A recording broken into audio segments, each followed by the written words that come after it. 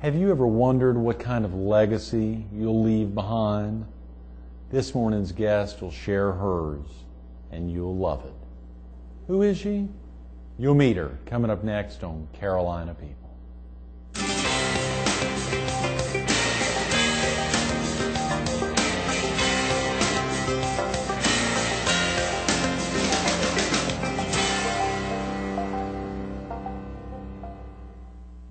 Good morning. Welcome to Carolina People. This morning we're in the lobby of the Conway Area Chamber of Commerce at 203 Main Street at the foot of the bridge in historic downtown Conway. We're focused on a legacy of love, and we're visiting with Donna Tyson, a national motivational speaker. Good morning, Donna. How are you doing? Thank you so much for coming in early on a Tuesday morning. This is my favorite time of day. How about this Conway Area Chamber of Commerce? Isn't this gorgeous? I wish viewers could see all the stuff on the ceilings here. It is an amazing facility. I saw walking in, there had been a building chairman, Benjamin Creel, who was a guest with us on the show last year. Tremendous setup in here. It's beautiful. You've been over here before? I have not. This was my first time in. It really is beautiful, yes. Thank you again for coming in, Donna. And so much going on right now. I know. You're traveling all over. It's amazing to get you actually in Horry County for a morning. It's fun. I'm delighted to be here again. You have been on the road a good bit. I have. It's spring conference season. It's just now coming to a close, so I've been traveling a lot. I don't think I've been home more than 48 hours in the last month. Is that right? Yeah. And this is the case for all national motivational speakers like yourself. Right. I mean, they're traveling. Spring conference season, it's a big time for spring big and fall are big. And so this is rolling out of the spring. Is summer ever a hot time for folks?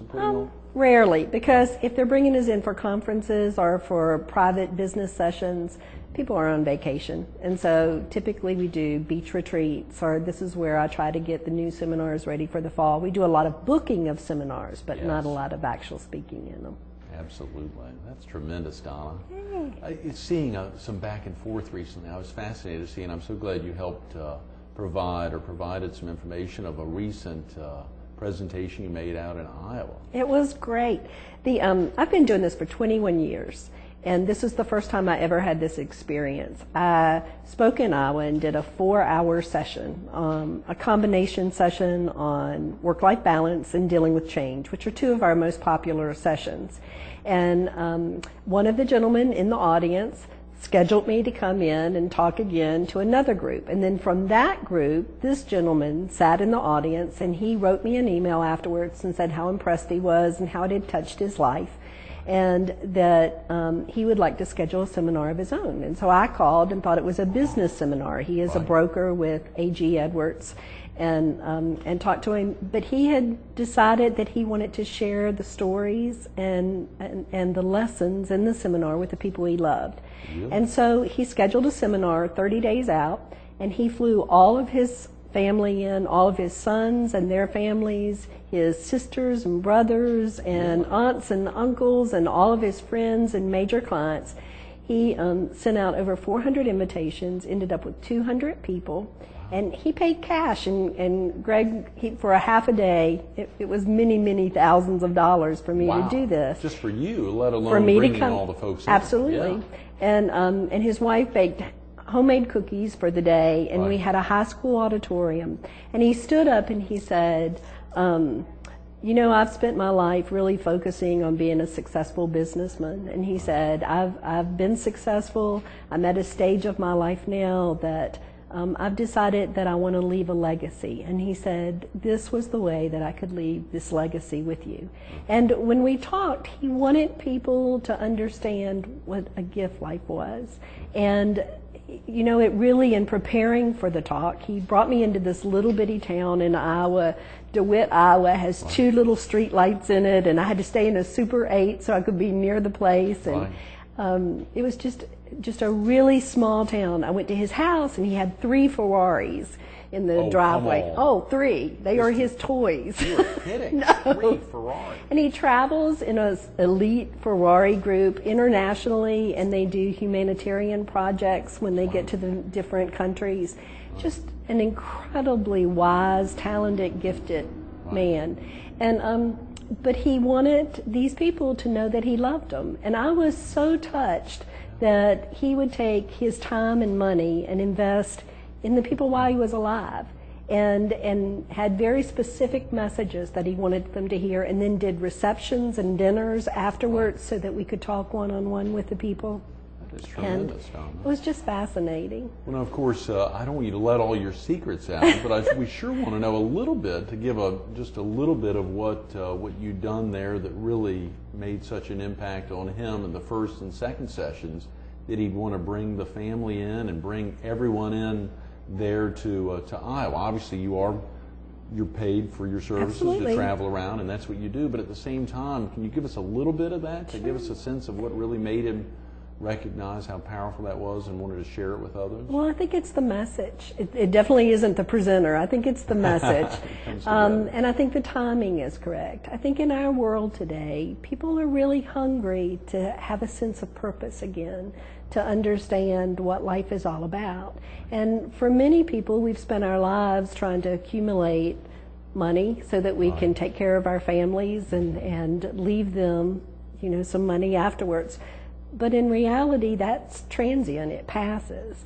And, even in Jesus' time with his disciples, and I never thought about it until I started preparing this seminar, he could have given them great riches at any time.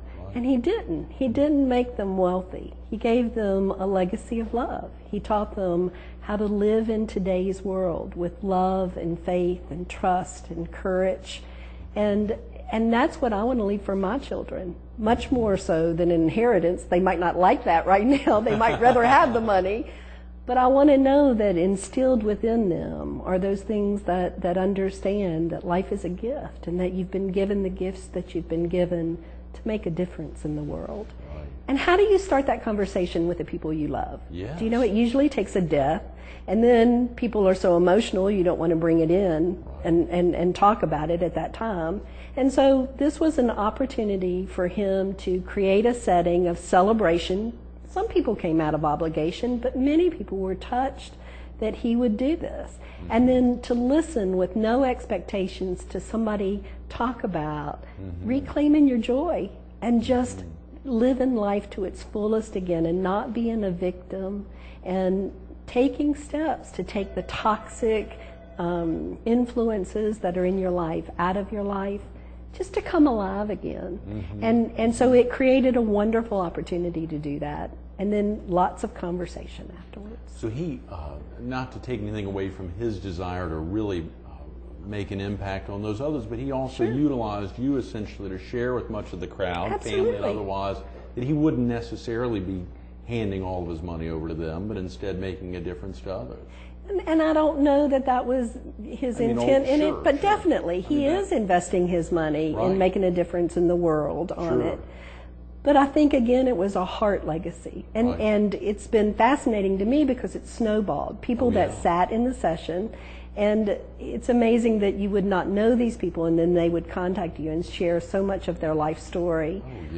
People that were struggling with everyday problems everybody else has, with children that aren't living up to the expectations that they have, people that have illnesses, people that have gone through divorce, people that are sick. And really get caught up in dealing with the situation and forget that they have the power to go above the situation. Or to end that situation, yes. Absolutely. So I loved the whole concept, and it was wonderful for me to study and to prepare for it. But he'll never know how he touched my heart in setting an example for me to invest in the non-material things with the people you love. That's tremendous, Donna. Now, for 21 years, you've been getting, whether it was emails in the last 10 years or so, but letters and emails over that time that are very similar in nature. Many of the talks you've given have really impacted others and put them to the test, their own personal test, so that they could share a lot with you. Well, and we've talked a lot about this one-on-one. I get to do what I love. And all I do in my speaking are share the lessons that I'm learning in life. That's it. And I think they're lessons that everybody else goes through in life as well. And God has just really allowed me to use that to make a living in it and and to touch people's lives. The day I can't do that anymore, I won't be speaking. Right, yeah, So. yeah. No, that you won't. Let's hope that's a long way off. I think it is. I think it sure is. yeah. I think it gets more powerful every year, and I think as I understand the lessons and start to apply them in my own life, it's easy to study and give the lessons to somebody else, but as I can apply them in my life, they become more powerful. You mentioned the enjoyment of potentially down the road being able to share with your family. You really want to highlight to them the gift of love and surely other non-material things. Speaking of family, do you have family here in the area, Don? I do not. I have 3 children. Right. I have a 28-year-old daughter who lives in Northern Virginia and is trained as a nurse, but working as a systems analyst for a government contractor that she needed the nursing background. Right. She just got accepted into graduate school and is going to start in the fall. Congratulations. And she's my joy. And she's in Virginia. She's in Virginia. Right. And then I have a 27-year-old son who continues to just burn the candle from both ends and experience life in like the his moment. Mama, yeah. Or I maybe hope. not experience like surely burning the candle. I hope I have a little more discipline. Burning the candle with both ends. But he certainly has been a lot of joy and has taught me my hardest lessons in life as well. He's 27 and still trying to figure out exactly what he wants to do with his life. As well? He is. Oh wow! So that 2 state of them has at in least Virginia. gotten 2 of them. Yeah. And then I have a 24-year-old son who's in the Air Force and stationed at Travis Air Force Base, and he's actually here with me for a 2-week leave of absence, and I'm loving having him here. And it's been really interesting because he's always been my baby boy, but he's a grown man now, and even with Carson, there's so much you want to talk to your children about life. And you don't want to sound like you're preaching to them, and you don't want to sound like you're prying, but you want to make sure that you have those conversations. And I think that's what this legacy of love thing is. I think there's a comparable thing, the last lecture. Have you heard of that? Where the college professor found out that he was ill, and he did a last lecture for his classroom, and it's gone all over the country, and it's a top-selling book. But it's very much written for his children, that he knows he's going to be gone from this earth in the next couple months. Right. And what did he want to leave his children? And it was his wisdom that he'd learned through his life and what he considered to be important. Right. And you've got Emma Claire. You're going to want to do the same thing. As we think through life and death issues, very definitely. Yeah. And we had a guest on last Thursday, the new managing director of a funeral home that just opened up in Myrtle Beach, and to hear him talk about the caring aspect and the families, as you said, oftentimes it's something as serious as death that brings people together so they can begin to have those conversations about near end of life experiences and the impact, leaving a legacy or the legacy of love there, which is wonderful. And even locally, I know in some of the leadership classes that are going on, they encourage people to think about people that have touched their lives, people that have made you think about the world in a more positive way, or that have been role models for you, heroes. Right. And to narrow it down to 2, no more than 3, and to contact those people.